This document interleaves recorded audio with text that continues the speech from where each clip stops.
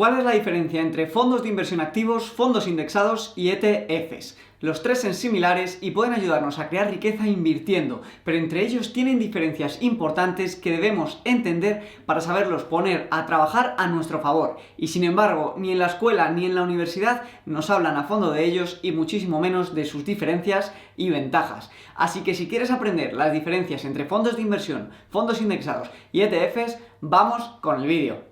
En primer lugar, los fondos de inversión activos tradicionales son el tipo de inversión colectiva más antigua y se crearon alrededor de 1800. El objetivo es que grupos de personas pudiesen unirse en torno a una empresa o individuo que supiese mucho de inversiones, darle su dinero y que él los invirtiese por ellos. Cuando inviertes a través de un fondo de inversión, compras participaciones de una gestora que agrupa el dinero de los distintos inversores para invertirlo. Tú en realidad estás comprando de manera directa las participaciones en esa empresa gestora y de manera indirecta a través de la propiedad de esa gestora las empresas que el fondo de inversión compra posteriormente. La principal ventaja de un fondo de inversión tradicional de gestión activa es que te apalancas en el conocimiento de un gestor o gestores muy profesionales y muy inteligentes del fondo y tú te olvidas de intentar adivinar qué empresas van a crecer o perder valor. Otra de las ventajas de los fondos de inversión es que en lugar de invertir en una sola acción, estás invirtiendo en muchas acciones diferentes a la vez. Esto te da propiedad de todas estas empresas sin tú tener que comprarlas todas y cada una de ellas y estudiar sus activos, pasivos, fundamentales y entender su filosofía de negocio. Con el hecho de comprar muchas y distintas acciones viene la segunda ventaja, y es que los fondos de inversión generalmente dan mucha diversificación entre empresas de distintos sectores e incluso de distintos países, con lo que obtienes muchísima mayor diversificación que si tú estuvieses comprando o vendiendo acciones de una sola empresa por tu cuenta. No obstante, pese a todo lo bueno que acabamos de hablar, en mi opinión no es la mejor manera de invertir. ¿Por qué? Pues bien, el hecho de que sean personas muy inteligentes y valoradas las que están eligiendo constantemente qué y dónde invertir nuestro dinero, quiere decir que alguien les tiene que pagar, ¿verdad? ¿Y sabes quién les paga? Pues lo has adivinado. Lo acabas pagando tú, lo acabas pagando a través de las comisiones del fondo de inversión. Generalmente, estas comisiones de los fondos de inversión van desde el 1 al 2% anual, independientemente de que el fondo gane o pierda dinero. Esto quiere decir que incluso si el fondo está perdiendo tu dinero por malas decisiones de los gestores, incluso los gestores y el fondo pueden estar ganando comisiones millonarias cada año. Esto de las comisiones no sería un problema si los fondos nos hiciesen rentabilizar muchísimo nuestro dinero, pero el problema viene porque, como vamos a ver a continuación, el 99% de fondos de inversión no consiguen ser más rentables que los índices del mercado.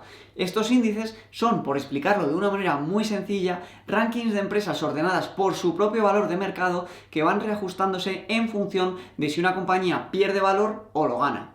En 1975, Jack Bogle se cansó de ver cómo los fondos de inversión tradicionales no conseguían sacar más rentabilidad que los propios índices mientras que hinchaban a sus clientes de comisiones, y creó lo que se conoce como fondos indexados, que también son fondos de inversión, pero que al contrario que los fondos de inversión activos son gestionados de manera pasiva.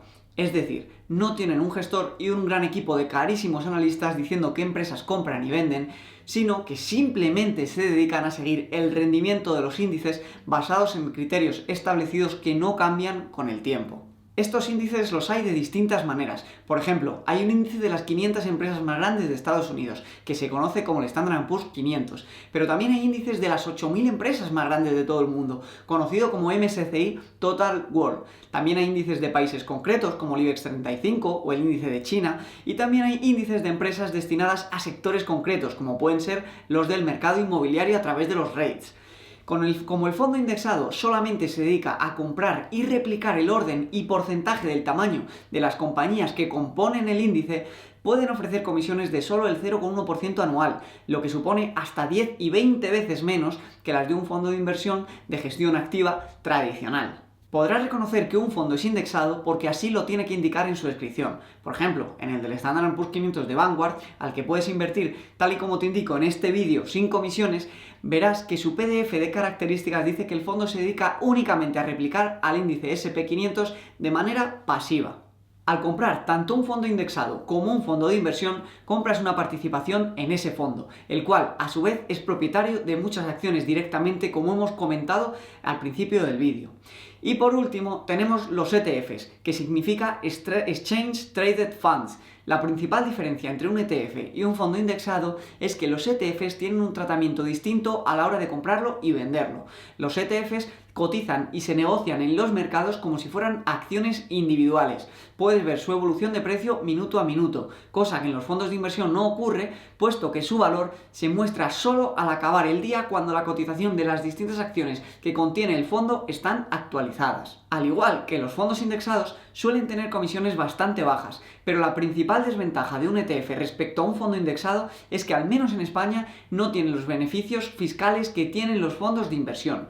Cuando eres dueño de fondos de inversión, puedes cambiar un fondo por otro sin pagar impuestos. Puedes hacer un cambio de fondos, llevándote el dinero de uno a otro. Con los ETFs no ocurre esto. Tú no puedes traspasar de un ETF a otro si no vendes y compras. Y al vender y comprar se generarían unas plusvalías que a final de año tendrías que pagar en tu declaración de la renta. Por tanto, si un ETF es muy parecido a un fondo indexado, porque lo que hace también es replicar índices que un gestor elige y ya después solamente hay que replicar la evolución de ese índice, su principal desventaja respecto a un fondo indexado es lo que te comento, el tratamiento fiscal.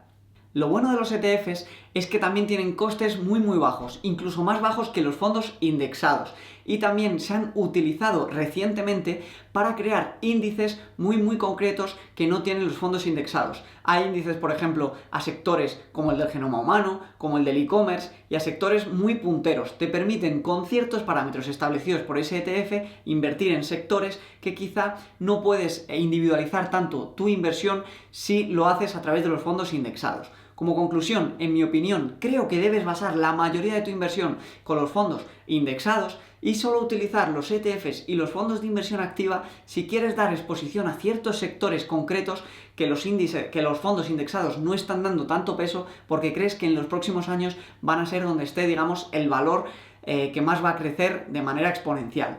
Pero creo, como te digo, que lo más inteligente es tener tu mayoría de inversión en fondos indexados, en los que puedes invertir sin comisiones con el link que te dejo en la descripción y viendo este vídeo en el que te explico cómo hacerlo desde España. Y nada amigos, suscríbete y dale un buen like al vídeo si te ha gustado y déjame en los comentarios cualquier duda que puedas tener, que la veremos en los próximos vídeos. ¡Hasta pronto!